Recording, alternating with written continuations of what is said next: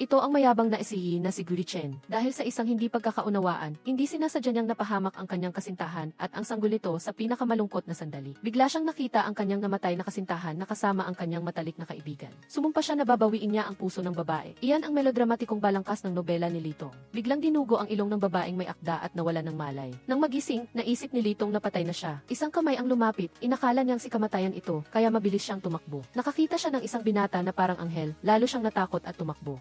Sinabi ng isang batang lalaki na ang Novel Management Bureau ay ginawa si Litong na maglakbay sa kanyang nobela dahil sa sama ng loob ng karakter na si Zongking, ang nobya ni Gurichen. Dahil ang pangunahing bida ay si Wei Shiki, iniwan si Zongking sa gabi ng kanilang engagement. Namatay siya sa galit. Ang misyon ni Litong ay maging si Zongking upang maisakatuparan ang pagnanais ng karakter na magmahal. Sa halip na mag-alala, masaya si Litong dahil hindi si Zongking ay ulila at sala tulad niya sa totoong buhay. Nagpasya siyang hindi umibig upang manatili sa magandang mundong ito. Biglang hinila ni Litong ang kamay ng gwapong binata dahil napansin niya ang matalas na jawline at malamig na tingin. Walang iba kundi si Gurichen. Ipinakilala ni Xiaoday na ito ang magiging nobya ni Boss Gu. Si Gurichen naman ang humila sa kanya, pabalik, ngunit idineklara ni Zongking na gusto niyang kanselahin ang engagement. Hinawakan ni Gurichen si Zongking. Tinulak niya ito papalayo at sa kasamaang palad ay nauntog ang kanyang ulo sa dingding. Nagising si Litong at nakita ang sarili sa bahay ni Zongking. Naalala niya na binigyan siya ng Novel Management Bureau ng 4 na love interests. Ang una ay ang chairman ng Gu Corporation na si Gurichen, ang pangalawa ay ang designer na si Luxing Zai, ang pangatlo ay ang kinagigiliwan ng lahat na si Zongyi, at ang pang-apat ay ang kanyang childhood sweetheart na si Jiang Heng. Kapag may isang love interest na taos pusong nagsabi na mahal niya si Zongking, makakabalik na si Litong sa totoong buhay. Dumating si Gurichen para bisitahin si Zongking. Pinigilan siya ni Xiaoday dahil mukhang ayaw ni Zongking sa boss. Sinabi ni Gurichen na walang babae sa mundong ito ang hindi gustong magpakasal sa kanya. Siguro, dahil sobrang gusto siya ni Zongking, nag-aalala lang ito. Narinig niya na sinabi ni Zongking na siya ay madilim at masama, kaya gusto niyang kanselahin ang engagement. Pumayag ang nanay ni Zongking sa kagustuhan ng anak na kanselahin ang engagement. Ngunit sinabi ni Zongking na mayroon ng ibang babae si Gurichen, kaya siya na mismo ang magkakansela ng engagement. Pumasok si Gurichen at sinabing sila ni Zongking ay destined. Inakala ng mga magulang ni Zongking na siya ay nambababae at sinubukan siyang saktan. Si Zongking ay inipit ni Gurichen. Naalala niya sa sarili na hindi siya dapat umibig sa bida para maiwasan ang gulo. Pinaalalahanan niya si Gurichen na ang babaeng nakilala niya sa hotel ay ang kanyang tunay na pag-ibig. Ngunit sinabi ni Gurichen na si Zongking lang ang nakita niya na nagsasabing ayaw nitong magpakasal sa kanya. Determinadong hindi tanggapin ang pagtanggi ni Zongking sa ikalawang pagkakataon, pinapagawa ni Boss Gu kay Xiaoday ang isang love betting contract. Binisita ni Jiang Heng si Zongking. Dinala niya ito para makipagkita sa isang grupo ng mga gwapong lalaki para pagalingin ang sakit niya sa puso. Nagalit si Zongking at umalis. Ipinahayag niya na ayaw na niyang makakita ng lalaki simula ngayon at maging si Jiang Heng ay kailangang manatiling hindi bababa sa 1-0 hakbang ang layo sa kanya. Inabot ni Zongking ang baso, ngunit tinulungan siya ni Jiang Heng tulad ng sa isang romantic novel. Dali-dali niyang kinuha ang isang upuan upang gawin ito mismo, ngunit hindi sinasadyang nahulog sa kanyang yakap. Itinulak niya ito papalayo, ngunit hindi sinasadyang nasagi ang isang basag na piraso. Agad niyang tinakpan ang bibig ni Jiang Heng para hindi siya matunaw. Napagtanto ni Zongking na ang lambing ni Jiang Heng ang tunay na mapanganib. Sinunod ni Zongking ang kanyang ina na makipag-date. Nakita ito ni Gurichen at pinapunta si Xiaoday para asikasuhin ang lalaki, habang inihanda niya ang kontrata para sa kanyang dalaga. Nang makita niya na ang babae sa kabilang mesa ay nakikipag-date sa isang masamang tao, dumating si Luxing Zi para iligtas siya. Sinabi ng lalaking kadate niya na si Zongking ay lumalandi at nambababae. Minura siya ni Zongking, sinuntok at tinawag na manloloko. Nang makilala niya si Luxing Zai, agad niya itong pinapaalam. Ang lalaking kadate ay pumunta para magreklamo na may pasa ang mukha niya at lumalabas na si Gurichen ang pumalo sa kanya. Ibinigay ni Gurichen ang love contract. Kung magkakadevelop si Zongking sa kanya pagkatapos ng 3 buwan, kailangan niya itong pakasalan. Tumanggi si Zongking dahil sa pelikula, kapag pumirma ka, tiyak na mai-in-love ka kay Gurichen. Nagbanta si Gurichen na sasaktan niya ang sinumang lalaking lalapit sa kanya. Mas lalong natuwa si Zongking. Nagbanta ulit si Gurichen, pero this time, ang pamilya niya naman ang ginamit niya. Humiling si Zongking ng 1 linggo para mag-isip, ngunit binigyan lang siya ni Gurichen ng 7 segundo. Pinapangako ni Zongking sa kanya na kapag nahanap niya ang kanyang tunay na pag-ibig, wawakasan niya ang kontrata. Pagkatapos mag-sign, sinabi ni Gurichen na hindi niya pipilitin si Zongking dahil gusto niyang makuha ang puso nito. Pinapangako ni Zongking na hindi siya pipilitin para matapos na ang kontrata. Hinanap ni Zongking ang pangunahing bida at nakita na may lalaking nag-aalok ng sarili sa kanya. Dali-dali niyang tinulak si Jiang Heng palayo. Habang pinapanood ang anino na pumasok sa malaking kainan, naaalala ni Zongking ang balangkas na ang masamang kontrabida ay ay bumalik sa bansa. Siya ay nilinlang ni Wei Shunan ngunit iniligtas ni Gurichen. Gayunpaman, nagsimulang magbago ang mga detalye nang maglakbay siya sa nobela. Sa takot na hindi magpakita si Gurichen, hinila ni Zongking si Jiang Heng upang sundan si Gurichen. Hinintay ni Zongking na pumasok si Gurichen para iligtas ang dilag tulad sa nobela. Ngunit ang boss ay nasa likod niya at nagmamasid sa kanyang maliit na tapat na asawa. Nang inihanda ni Zongking ang baso na may gamot, pumasok si Jiang Heng na nagpanggap na babae. Matagumpay niyang nakuha ang atensyon ng taong gahaman. Habang dinadala ni Wei Shunan si Jiang Heng palayo, tumakbo si Zongking para iligtas si Zongyi. Ipinagmalaki ni Gurichen ang kanyang girlfriend na sobrang matapang. Pumunta si Jiang Heng para hanapin si Zongking. Si Zongyi ay naging masama dahil sa pag-ibig niya kay Gurichen. Kung hindi niya nakilala ang bida at sa halip ay umibig siya kay Jiang Heng, mas magiging maayos ang lahat. Nang marinig ni Jiang Heng na sinabi ni Zongking na magkaibigan lang sila, nabigo siya, habang si Gurichen ay nakahinga ng maluwag. Tinanong ni Gurichen si Zongking kung bakit niya kasama si Jiang Heng. Kinutya siya ni Zongking na masyado siyang insecure, kaya natatakot siyang baka may ibang mahalin si Zongking bago pa man matapos ang 3 buwan. Ipinahayag ni Gurichen na maghihintay siya at titingnan kung sinong lalaki ang maglalakas loob na agawin ang kanyang babae. Nang makatanggap si Zongking ng text message mula kay Gurichen na susunduin siya nito sa umaga, naalala niya na nakalimutan niyang hanapin ang pangunahing bida. Maagang dinala ni Gurichen si Zongking sa kanyang kumpanya. Inisip niya na ang isang lalaki ay pinakakaakit-akit kapag siya ay seryoso sa trabaho. Naalala ni Zongking na dinala ni Gurichen ang pangunahing bida sa opisina, kung saan nadapa ito sa kanyang bisig habang nagdadala ng tsaa. Nagmamadaling umalis si Zongking at biglang nakita si Zongyi. Pinuri niya ito ng husto at gusto pa siyang makuhanan ng litrato dahil alam niyang ayaw ni Zongyi sa papuri. Dinala si Zongking ni Xiao dahil pabalik sa opisina ni Boss Gyu. Inayos niya ang sarili at sinabi sa kanyang girlfriend na magbuhos ng tsaa. Nang tumanggi ito, sinabi niya na siya ang unang tao na makakainom ng tsaa na binuhos niya. Dali-daling pinigilan ni Zongking si Gurichen. Mahigpit siyang hinawakan ni Gurichen sa isang kamay at ibinuhos ang tsaa sa kabilang kamay para sa kanya. Itinulak ni Zongking si Gurichen at hindi sinasadyang napunit ang kanyang damit. Agad niyang ibinigay ang kanyang jacket at sinabihan itong pumunta sa sewing room para magpalit. Nang makita ni Zongking ang isang damit na nagustuhan niya, sinubukan niya ito nang hindi alam na pinapanood siya ni Lu Xingzai. Nang makita si Lu Xingzai, naalala niya lang na siya ang nangungunang taga-disenyo ng Gushai. Sinira niya ang plot sa pamamagitan ng pagputol ng damit, ngunit hindi niya inaasahan na magdadala siya ng bagong inspirasyon sa lakas ng loob. Narinig ni Gurichen ang balita na may nag-akusa sa disenyo ng Gushai ng pangungopya. Sinabi ni Gurichen kay Zongking na maghintay sa kanya habang inaayos niya ang bagay. Nang akma siyang hanapin ang babaeng lead, pinigilan siya ni Gurichen at binantayan siya. Sinabi niya na araw na ng kanyang regla, ngunit handa na si Gurichen. Nagkunwari siyang gutom para makalabas. Dahil alam niya na si Gurichen ay mahilig sa kalinisan, sinadya ni Zongking na dalhin siya sa isang kainan sa gilid ng kalye at umorder ng stinky tofu at snail vermicelli na naging dahilan ng pagduduwal ni Gurichen. Sa galit ng may-ari, binasa niya si Gurichen ng mantika. Agad na dinala ni Zongking ang ointment. Nakita niyang nahihirapan si Gurichen, kaya tinulungan siya ni Zongking na lagyan ng ointment.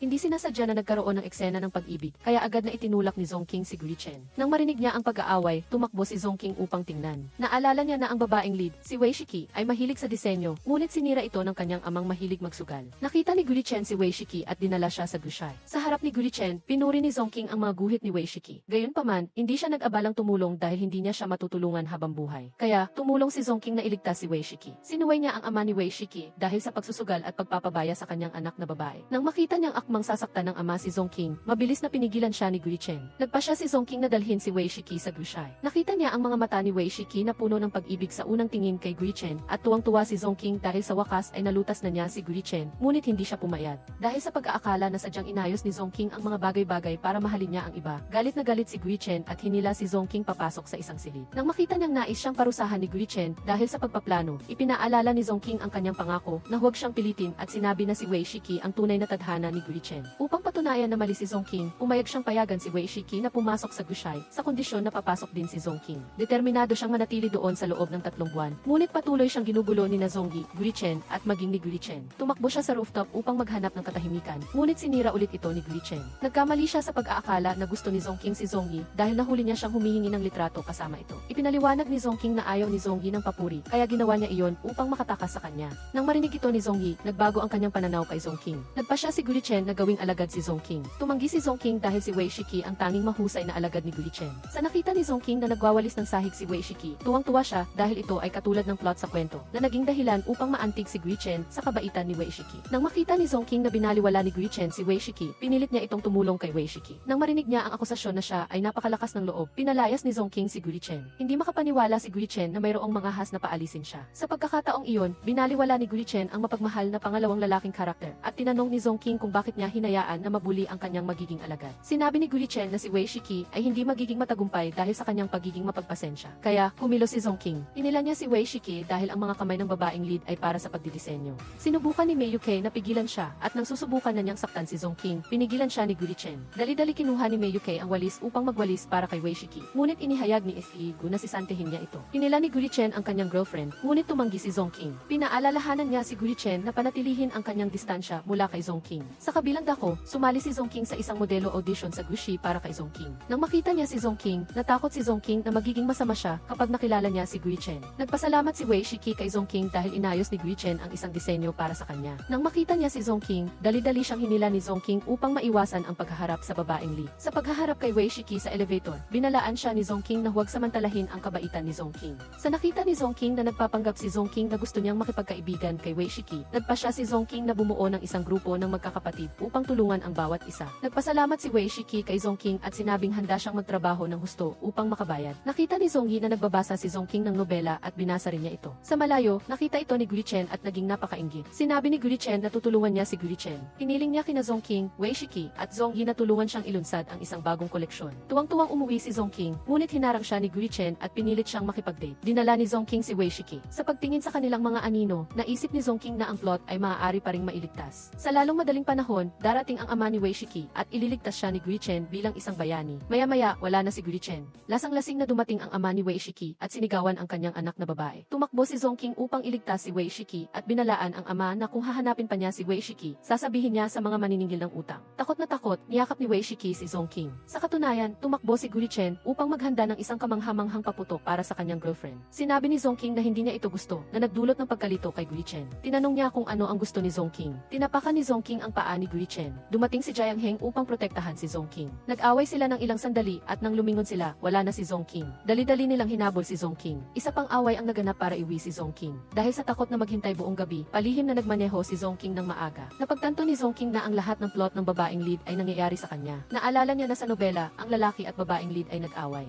Hindi nila opisyal na sinimulan ang kanilang relasyon nang sila ay nakulong sa isang silid sa isang party. Nang marinig ni Zongking ang imbitasyon ni Gurichen sa party, pumayag siya sa kondisyon na isasama niya si Wei Shiki. Binati ni Xiao Yai ang kanyang boss na nakagawa siya ng malaking pag-unlad pagkatapos ng eksena ng paputok dahil pumayag si Zongking na dumalo sa party at mumiti kay Gurichen. Naging mas kumpiyansa si Gurichen sa kanyang nakamamatay na kagandahan. Dinala ni Gurichen si Zongking upang subukan ang mga social outfits. Gusto niya na ang kanyang girlfriend ay maging pinakamagandang babae sa party. Hiniling ni Zongking kay Wei Shiki na subukan muna ang damit. Inila niya si Xiao Yai upang umupo sa pagitan niya at ni Gurichen. Inisip ni Xiao Yai na nahihiya si Zongking, kaya sinabi niya na kailangan ni Ichigo na purihin siya. Nagpalit si Wei Shiki ng damit, ngunit nakatingin lang si Gurichen kay Zongking kahit na nagpalit si Wei Shiki ng isa zero damit. Ang pinuri lang ni Ichigo ay si Zongking na sinasabing siya ang pinakamaganda. Sinabi ni Gurichen na sa susunod na 3 buwan, siya ay titingin lamang kay Zongking. Umalis si Zongking ng galit, ngunit inisip ng mag-amo na nahihiya lang siya. Sinabi ni Xiao Yai kay Gurichen na pinapapunta siya ni Zongking upang personal na sunduin siya. Kahit na sa tingin niya ay lalo siyang nagiging matapang, sinunod pa rin ni Gurichen ang hiling ng kanyang girlfriend. Masayang sinundo ni Gurichen ang kanyang girlfriend, ngunit hindi niya inaasahan na si Wei Shiki pala iyon. Ipinagmalaki ni Wei Shiki na sinabihan siya ni Zongking na maghintay doon. Iniwan ni Gurichen si Wei Shiki na naghihintay at umalis ng maaga. Kinailangan ni Zongking na sunduin si Wei Shiki. Nang makita ni Gurichen si Zongking sa party, sinenyasan niya si Wei Shiki na umalis. Tinanong niya kung bakit hindi siya naghintay para sa kanya. Ipinaalala ni Zongking na ang gabing iyon ay ang huling pagkakataon ni Gurichen. Sa tingin ni Xiao Yai na pagkakataon,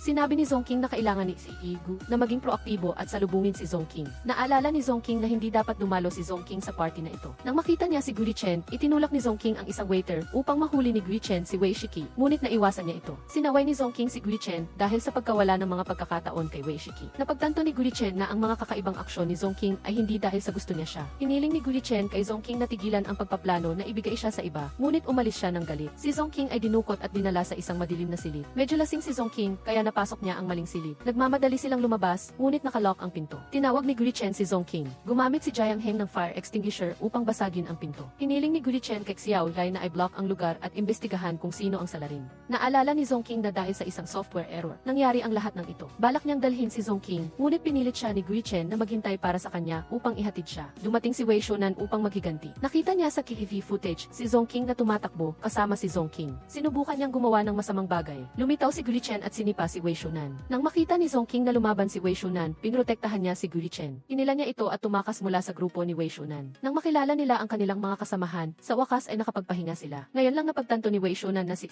Gurichen pala ito. Pinalo siya ni Gurichen ng paulit-ulit at sinabihan si Wei Shunan na maghanda upang ipahayag ang pagkabangkarote. Isinuot ni Gurichen ang kanyang jacket kay Zongking at dinala siya pauwi. Sa katunayan, matagal nang alam ni Wei Shiki na siya ang babaeng lead, ngunit kinuha ni Zongking ang kanyang buhay. Tinawagan ni Zongking ang kanyang nakababatang kapatid na si Zongyi upang sundan si Litong. Napanaginipan ni Litong na sa pilitan siyang niyakap ni Gurichen at dahil sa takot, nagpa siya siyang umiwas kay Gurichen. Sa kabilang banda, ipinagmalaki ni Boss Gu kay Xiao Dai na napanaginipan niyang aalis na si Litong sa kanya. Tiniyak ni Xiao Dai na hindi iwanan ni Litong si Boss Gu. Ayon sa panaginip, nagbitiw si Litong sa kanyang trabaho. Nagalit si Gurichen at pinayagan si Litong na umalis. Nagmamadaling sinabi ni Xiao Dai na tiyak na may pinagdadaanan si Litong. Hindi inaasahan ni Litong na palalayasin din ni Gurichen si Tee. Bagaman sinabi ni Gurichen na hindi niya sinisisi si Litong, galit na galit si Tee. Masayang-masaya si Litong dahil sa pagpapaalam sa kanyang trabaho at kay Gurichen. Dumating si Jiang Heng sa isang kainan upang hanapin si Litong. Sinubukan niyang punasan ang bibig ni Litong, ngunit pinigilan siya nito sa isang iglap. Alam ni Jiang Heng na nahulog na siya kay Litong. Bigla niyang nakilala si Tae Elfei at mabilis na tinulungan ni Litong. Naisip ni Tae Elfei na sinusunod niya ang plot ng kwento at sinadyang masaktan ang kanyang sarili para maakit si Gurichen. Sa takot na may mangyari kay Tae Elfei, tumakbo si Litong para saluhin ang suntok para sa kanya. Nagalit si Jiang Heng kay Litong at dinala siya sa ospital. Samantala, inamin ni Gurichen na nagmamahalan lang sila ni Litong dahil sa isang pusta. Tumawag si Xiao Dai para sabihin na may nangyari kay Litong. Nagmamadaling pumunta sa ospital sina Gurichen at Jiang Heng. Nagpanik sila sa pag-aakalang patay na si Litong. Nang makita nilang maayos si Litong, niyakap siya ni Jiang Heng. Ang lahat ay nakikipagkumpetensya para kay Litong. Ipinagbawal ni Gurichen kay Jiang Heng na banggitin ang pustahan sa pag-ibig sa harap ni Litong. Tumakbo si Zongking para bisitahin si Litong at nakita ang buong grupo ng mga karakter. Nagbuntong hininga si Litong. Ang bawat isa ay nakikipagkumpetensya para manatili at alagaan si Litong. Sa huli, nanatili silang lahat. Lihim na tinawag ni Litong sina Tae Elfei at Zongking para sumunod sa kanya. Nang bumisita si Gurichen sa bahay ni Litong, nakilala niya si Jiang Heng. Pagkatapos, isa pang grupo ng mga karakter ang dumating sa bahay ni Litong. Tiningnan niya sina Gurichen at Zongking at sina Tae Elfei at Jiang Heng. Naisip ni Litong na maganda ang love line na ito. Gayunpaman, binabalaan ni Zongking si Gurichen na lumayo kay Litong, habang tinanong ni Jiang Heng si Tae Elfei na ibalik si Litong sa Gu Corporation. Nagbuhos si Gurichen ng isang baso ng alak para kay Litong. Hindi niya ito napansin at ininom ang lahat. Nagmadali siyang tumakbo sa itaas para uminom ng tubig. Nang sumigaw si Litong, nagmadaling hanapin siya ng lahat. Inunahan ni Zongking si Gurichen at sinuportahan si Litong at lumabas na masyado siyang lasing. Nanumpa si Litong na poprotektahan niya sina Zongking at Tae Elfei at hindi siya ibig. Pagkagising ni Litong, sinabi ni Jiang Heng na nangako siya kagabi na magiging apprentice niya siya para makabalik si Tae Elfei sa Gu Corporation. Sumang-ayon si Litong. Nagpa siya siyang gawing hari ang pangalawang lalaking karakter. Ipinakita ni Tae Elfei na gusto siya ni Jiang Heng, ngunit hindi siya pinansin ni Jiang Heng. Sa kabilang banda, sinisi ni Gurichen si Litong na nasa opisina buong araw nang hindi siya binibisita. Nang marinig niyang gusto ni Litong na makita si Jiang Heng, galit na binuhat siya ni Gurichen pabalik sa upuan. Pinilit niyang manatili si Litong sa tabi niya. Kung maglakas loob kang mahulog sa iba, hindi ko siya palalampasin, sabi ni Gurichen. Kailangang maghintay ni Litong na matapos ang trabaho ni Gurichen. Nakita ni Gurichen na mahimbing na natutulog si Litong. Dahan-dahan niyang kinumutan siya at tinitigan ang kanyang nobya. Habang mahimbing na natutulog si Gurichen, tahimik na umalis si Litong. Tumawag si Xiao Lai kay Litong para sabihin hindi niya makita si Boss Gu at nakakandado ang opisina. Naalala ni Litong si Gurichen na takot sa mga saradong espasyo at nagmadali siyang pumunta sa kumpanya. Sa sandaling iyon, nagising si Gurichen at nakita na umalis na si Litong at tumawag siya. Agad siyang sinabihan ni Litong na manatili kung nasaan siya, ngunit hinawakan na ni Gurichen ang doorknob. Sa loob, natakot siya at nawalan ng malay. Tumakbo si Litong para sirain ang pinto para iligtas siya. Nang magising si Gurichen, nagpanggap siyang mahina at sinisi si Litong para manatili ito sa kanya. Pinilit niyang maging responsable si Litong para sa kanya. Pagkatapos magpahinga, nagising si Gurichen at nakita si Jiang Heng. Lumabas na hiniling ni Litong kay Jiang Heng na magtayo ng bitag para ilantad ang pagkukunwari ni Gurichen.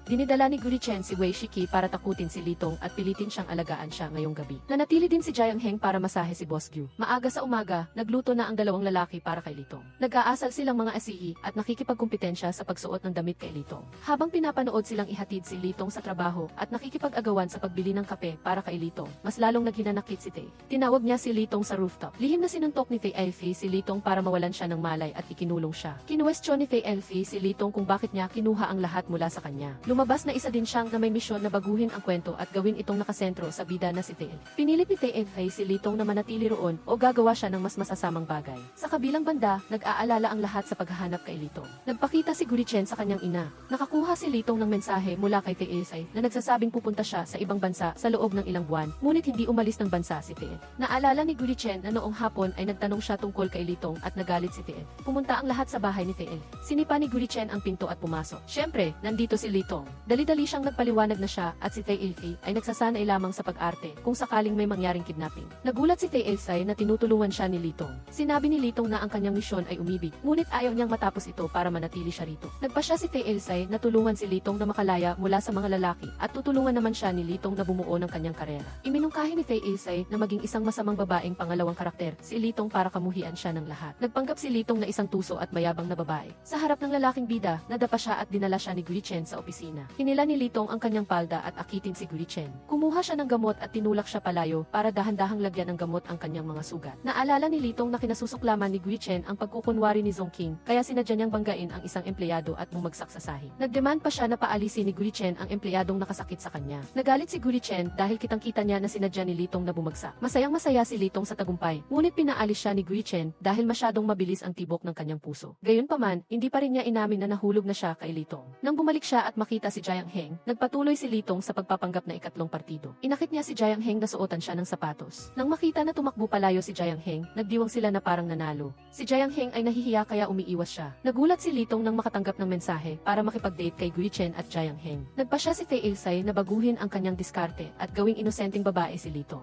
Si Gurichen ay natigilan sa ganda ni Litong. Sinabi ni Tae Ilfei kay Litong na gamitin muna si Gurichen para mag-practice. Dahil sa pagiging sweet ni Litong, tumakbo si Gurichen palayo dahil napaka-cute niya. Nang makatanggap si Litong ng mensahe para makipagkita sa lahat ng karakter, nagpasya siyang tipunin sila sa bahay ni Gurichen para kumain. Sinadya niyang bumili ng snail rice noodles at stinky tofu para sirain ang kanyang imahe sa mata ng apat na lalaki. Sinubukan ni Jiang Heng na kumain kahit na ano at lumabas na masarap pala ito. Nang makita ito, ginaya rin siya ni Jiang Heng. Sinubukan din ni Gurichen ang isang piraso at lumabas na masarap din ito. Sumuko na si Litong. Pinayagan ni Jiang Heng si Tae Ilfei na maging lead product designer sa kondisyon na tulungan niya ito sa isang bagay. Dinala ni Tae Ilfei si Litong sa swimming pool. Nang mahuli niya si Litong, pinagbawalan siya ni Gurichen na makipagkita kay Jiang Heng. Sa takot na may makakita sa kanyang pagiging malapit kay Gurichen, hinilan niya ang kumot at tinakpan siya. Sa kabilang banda, nag-alinlangan si Gurichen kung gusto ba niya si Litong at bigla siyang dumaan at nagulat siya. Hinila siya ni Jiang Heng pabalik. Sinadya niyang ayusin ang isang pagkakataon upang maging mag-isa sila para umamin siya sa kanyang damdamin. Dumating si Gurichen para guluhin sila. Mahigpit niyang niyakap ang bewang ni Litong upang ipakita ang kanyang pagmamay-ari. Dahil pinag-aagawan siya ng dalawang lalaki, nagalit si Litong at itinulak si Gurichen sa pool. Nagtagumpay si Jiang Heng dahil nanatili siya sa pampang. Ipinagmalaki ni Litong kay Tae Ilfei na umamin si Jiang Heng sa kanya, ngunit nagduda si Tae.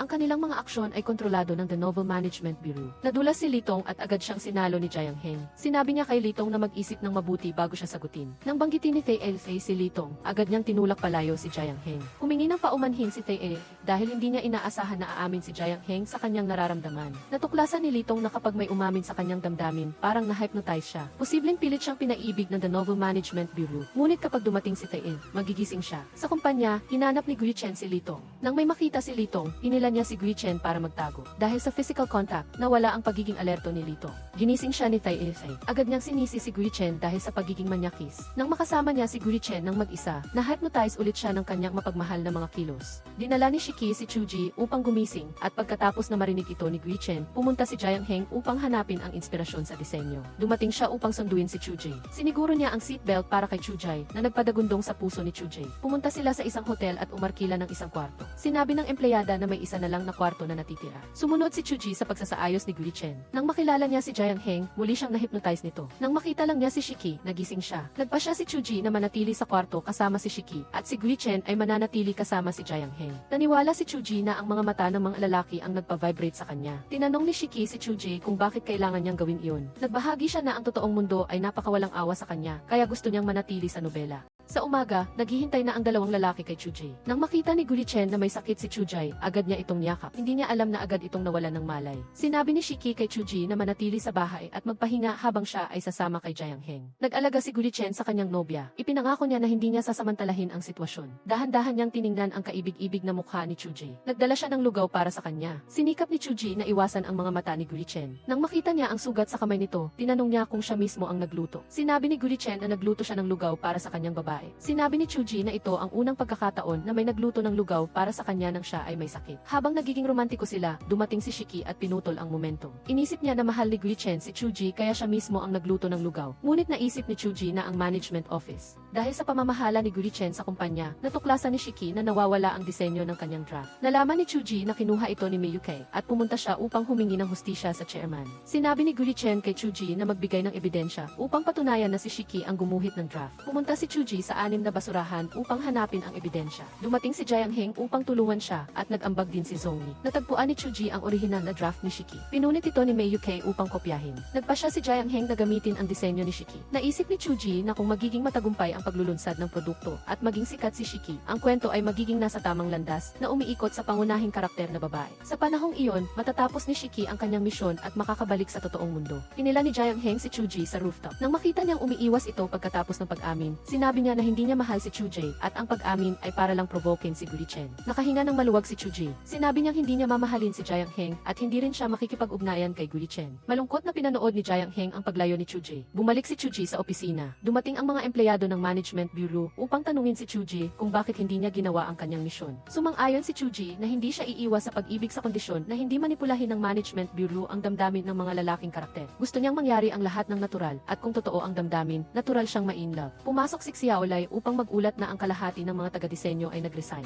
Nawawala na naman ang draft ni Shiki. Nang magyabang si Xiaolai na dumating si Guichen sa paglulunsad. Paglulunsad ng bagong produkto ng Wei Company. Ito ay isang bagong tatag na kumpanya, ngunit ang mga ari-arian nito ay malapit nang lumampas sa Gu Company. Napansin ni Chuji ang isang bagay na hindi normal. Nagpunta siya upang tingnan ito at nakumpirma niya na si Wei Shonan at si Mei Yuke ay tumutulong sa kanya. Si Jiang Heng ay magbibigay ng signal upang harangin ang mga gwardya upang makatakbo si Chuji at Shiki sa loob. Nakita nila na ang lahat ng bagong produkto ng Wei Company ay disenyo ni Shiki. Nang makita niya si Wei Shonan, lihim na ni-record ni Shiki ang kanilang pag-uusap. Umamin siya na gusto niyang maghiganti kay Gulichen. Siya ay nagmamalaki na ang lahat ng mga disenyo ng Gu Company ay nasa kanyang mga kamay. Ang paglulunsad ng bagong produkto ng Gu Company ay gaganapin sa loob ng 1-0 araw. Hindi magkakaroon ng sapat na oras si Gulichen para gumawa ng bagong disenyo. Ang tuso na si Wei Shonan ay napansin na nagre-record si Shiki. Kaagad na binasag ni Wei Shonan ang telepono. Bumiti si Chuje dahil sa wakas ay natapos na ang swerte ni Wei Shonan. Pala, narinig ni Gulichen at ng mga mamamahayag sa labas ang lahat. Bago pumasok sa silid, sinabihan ni Chuji si Gulichen na i-hack ang kamera at ilagay si Wei Shonan sa bitak. Ipinagdiwang ni na Chuji at Shiki ang kanilang tagumpay. Sila ay uminom hanggang sa malasing. Hiniling ni Chuji kay Shiki na ihatid siya sa bahay. Pagdating sa kumpanya sa umaga, sinabi ng receptionist na silang dalawa ay natanggal sa trabaho. Sinabi ni Shiki na si Gulichen ang naghatid kay Chuji noong nakaraang gabi. Pala, tumawag si Chuji kay Gulichen habang siya ay lasing. Tinawagan niya si Xiaolai upang ihatid si Shiki sa bahay. Inisip ni Chuji na si Gulichen ay si Shiki at niyakap niya ito at hiniling na ihatid siya sa bahay. Dinala ng Sihi ang kanyang maliit na asawa sa bahay. Ngunit nasaktan siya nang marinig niyang galit si Chuji sa kanya. Ginawang sala rin si Gulichen ni Chuje dahil nag-overtime siya at nakipaglaban sa masamang tao. Pagkatapos niyang umalis, sinabi ni Chuji na takot siyang mahulog sa pag-ibig kay Gulichen. Nag-aalala si Shiki na hindi siya makabalik sa totoong mundo at makita ang kanyang pamilya at mga kaibigan. Nangako si Chuji na tutulungan niya si Shiki na tapusin ang kanyang misyon. Dinala niya si Shiki kay Jiang Heng dahil siya ang editor-in-chief ng isang fashion magazine. Basta magtagumpay si Shiki sa kanyang karera, matatapos na niya ang kanyang misyon. Sumang-ayon si Jiang Heng na tanggapin si Shiki sa kondisyon na si Chuji ay manatili sa kanya sa loob ng 1 araw. Nagulat si Gulichen nang marinig niya na sumang-ayon si Chuji na makipag-date kay Jiang Heng sa loob ng 1 araw. Samantala, dinala ni Jiang Heng si Chuji para maglakad-lakad. Hiniling niya na yakapin siya nito. Lihim na sinundan sila ni Gulichen at nagsiselos. Nagbisikleta sila ni Chuji. Sinabi ni Jiang Heng na hindi niya inaasahan na magugustuhan niya si Chujai, ngunit ibabalik niya ang lahat sa simula. Galit na sinipa ni Gulichen ang bisikleta at umalis. Sinabi ni Shiki na hinanap siya ng empleyado ng Management Bureau. Sinabi niya na ang tanging paraan para matapos ni Shiki ang kanyang misyon ay ang magtagumpay siya sa fashion designing. Para makabalik sa Gu Company, tumawag si Shiki kay Gulichen at sinabi na gusto siya ni Chuje. Nang dumating si Gulichen sa kumpanya, tinanong niya si Chuje kung bakit hindi siya pumunta sa kanya sa halip na kay Jiang Heng. Sinabi niya na hindi niya kayang aminin ang kanyang damdamin dahil takot siyang matalo sa pustahan. Hiniling ni Gulichen kay Chuje na patunayan ang kanyang pag-ibig sa kanya. Umalis si Chuje dahil ayaw niyang magpatunay. Tumawag si Xiaolai upang sabihin na dinukot si Gulichen ni Wei Shonan. Dinala niya si Gulichen sa isang bakanting gusali. Sinabi niya na dahan-dahan niya itong papahirapan at saka haharapin si Chuji. Pagkatapos niyang magsalita, inampas ni Chuji si Wei Shonan at nawalan ito ng malay. Kinagat ni Gulichen ang kanyang labi upang malaman kung hindi siya nananaginip. Biglang nagising si Wei Shonan at itinutok ang kutsilyo kay Gulichen. Kinuha ni Chuji ang isang patpat at hinampas siya na nagpatahimik sa kanya. Inila niya si Gulichen at tumakas sila. Nang makitang nadula si Chuje, agad siyang inalalayan ni Gulichen. Gumulong sila pababa ng bangin. Hindi sinasadyang tumama ang ulo ni Gulichen sa puno. Malabo siyang nagising ngunit hindi niya maalala kung sino si Chuje. Naghanap si Chuje ng paraan upang makalabas sa kagubatan. Sa isang iglap, nawala si Gulichen. Pala, pumunta siya upang manghuli ng mga alitap-tap upang ibigay kay Chuje. Nawala ng memorya si Gulichen na parang bata. Gusto lang niyang manatili sa tabi ni Chuje. Sinabi ni Xiaodai. Sinabi ng doktor na may injury sa ulo si Gulichen at kailangang maging stable ang kanyang damdamin. Pinapauwi ni Chuje ang lahat at sinabi na siya na ang mag-aalaga kay Gulichen. Dahil nasa ibang bansa ang nanay niya, pinatuloy ni Chuje si Gulichen sa bahay niya. Nang bitawan siya ni Chujai, nagulat si Gulichen dahil natatakot siyang nasa panganib siya. Sinisi ni Chuji ang kanyang sarili dahil sa pagbaliktad sa daloy ng kwento na nagdulot ng sakit kay Gurichen. Nang makita ni Gurichen na matagal si Chuji sa pagkuha ng tubig, hinanap niya ito, ngunit nakatayo lang pala siya sa labas ng pinto. Sinabi niya na inakala niya na naligaw siya. Nagtataka si Chuji kung bakit naalala niya na madalas siyang naliligaw. Tinanong ni Gurichen, kung hindi ako nawala ng memorya, iiwan mo ba ako? Kung umamin akong talo at inamin kong gusto kita, itataboy mo pa rin ba ako? Nang makitang umiiwas siya,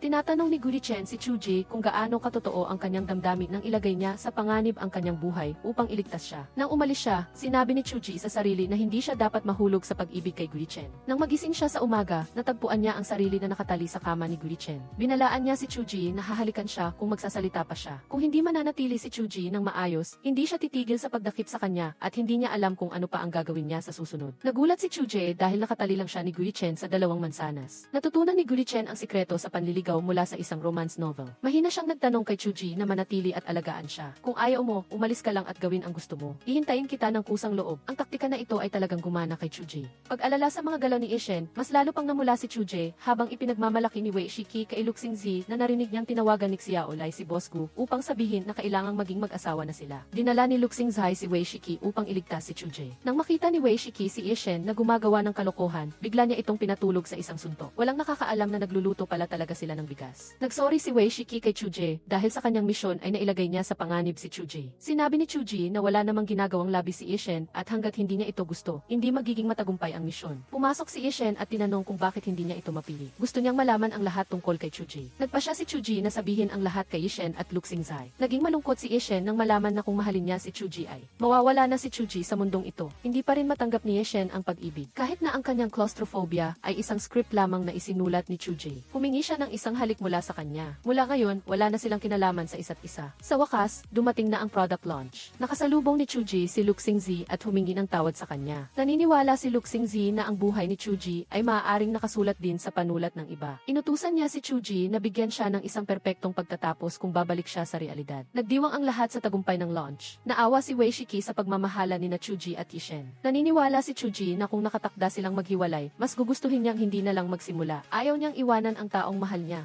Sa isang iglap, napansin ni Chuji na nagbago ang espasyo. Nawala si Wei Shiki. Hindi na rin matandaan ni Luxingzi kung sino si Wei Shiki. Nawala ang lahat ng may kinalaman kay Wei Shiki. Pumasok si Xiaoyai at sinabing matatapos na ang oras at mawawala na sila, matapos man o hindi ang misyon. Kaya pala si Xiaoyai ay empleyado ng Fiction Management Bureau. Sinabi niya na kung matatapos ang misyon, babalik si Chuji sa realidad. Kung hindi, magiging wala siya. Narinig ni Zongking ang lahat sa labas. Tumakbo siya at niyakap si Chuji. Hindi sinasadyang nabuhusan ni Chuji ng mainit na tubig ang kamay ni Ishen. Mabilis niya itong inalagaan. Nagdahilan siya na nag-aalala lang siya sa kanyang empleyado. Nag-alok si Chuji na makipag-date kay Ishen, ngunit hindi siya pumayag. Sinabi ni Chujai, hanggat hindi ko sasabihin na gusto kita, basta gusto mo akong maging boyfriend. Niyakap ni Ishen ang kanyang babae at pumayag siyang maging opisyal na boyfriend ni Chuji. Ipinahayag nila sa lahat ang kanilang relasyon. Nagpasya si Chuji na bumawi sa mahigit 2 buwang pinigilan niya ang sarili bago si Ishen. Nagpapakilig na sinubuan ni Chuji ng cake ang kanyang boyfriend, ngunit kasama niya si Zongking. Gusto ni Chuji na gamitin ang oras upang masiyahan sa pag-ibig at pagkakaibigan. Naglista siya ng mga lugar na gusto niyang puntahan. Natatakot na baka mapagod si Chujai. Nangako si Ishen na gagawin niya ito kasama si Chuji sa buong buhay nila kaya't hindi na kailangang magmadali. Sa isip-isip ni Zongking, hindi niya hahayaan na kunin ni Ishen si Chuji. Nagkaroon si Ishen ng aksidente dahil sa sirang preno ng kotse. Tinanong ni Chuji si Xiaodai, ngunit hindi raw niya ito alam. Sinadya raw ng driver na banggain si Ishen. Inutusan ni Chuji si Xiaodai na pahirapan ito at paaminin ang mastermind. Ibinigay niya ang larawan ni Zongyi, ngunit alam ni Chuji na si Zongking ang gumawa ng kalokohan. Kaya pala narinig lang ni Zongking noong araw na iyon na sinabi ni Chuji na hindi siya mawawala kung hindi siya magmamahal. Sinabi ni Chuji na kahit matapos man o hindi ang misyon, kailangan pa rin niyang mawala sa virtual world. Dahil nakatakda na ang kanilang paghihiwalay, gusto niyang gamitin ang natitirang oras niya para makasama ang mga mahal niya, kasama na si Zongking. Upang makasama si Chujai, nagpasya si Zongking na manirahan sa iisang bahay kasama si Chuji. Opisyal na nagsimula ang labanan sa pagitan ng pagkakaibigan at pag-ibig. Sa loob ng isang linggo, 3 gabi lang makakasama ni Chuji si Ishen. Ang iba pang gabi ay kailangan niyang makasama si Zongking. Sa huling araw nila, binigyan ni Xiaodai si Boss Gu ng isang sorpresa. Si Chujai, na nakasuot ng wedding dress, ay naghihintay para sa kanyang groom na si Ishen. Ikaw ang unang taong nakilala ko nang dumating ako sa mundong ito. Ikaw ang aking bida. Kung babalik ang oras, tiyak na mamahalin kita sa unang tingin. Bilang natalo, tutuparin ko ang aking pangako at pakakasalan ka. Masayang isinuot ni Ishen ang singsing sa taong mahal niya. Idineklara ni Chujai, simula ngayon, ikaw na ang lalaki ko, Ishen. Mahal kita. Hahalikan nila ang isa't isa nang biglang mawala ang lahat ng bakas ni Chujai. Ang tanging natira ay ang singsing na nagpadala kay Ishen sa luha.